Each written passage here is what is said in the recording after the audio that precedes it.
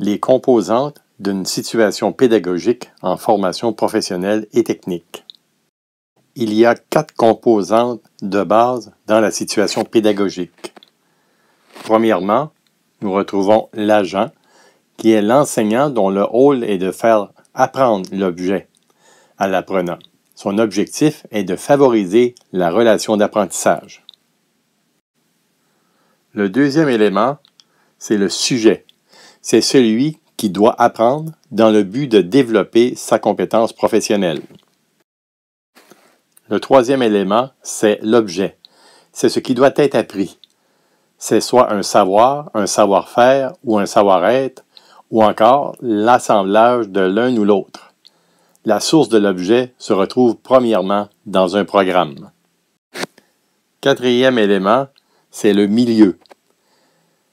C'est un environnement artificiel ou réel favorisant l'apprentissage des savoirs nécessaires à la manifestation d'une compétence.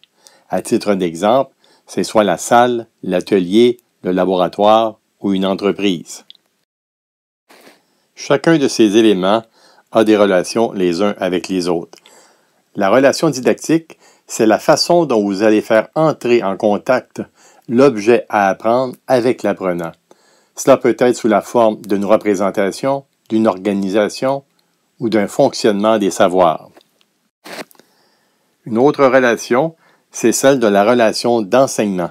C'est ce que l'enseignant met en place pour que l'apprenant comprenne ses attentes. La relation d'enseignement et la relation didactique sont les deux relations sur lesquelles l'enseignant a du pouvoir pour amener l'apprenant à être en mesure d'établir une relation avec l'objet à apprendre, ce que l'on appelle la relation d'apprentissage. C'est la rencontre de l'apprenant avec l'objet à apprendre. C'est l'aboutissement de toutes les actions que l'enseignant réalisera à travers la relation didactique et la relation d'enseignement.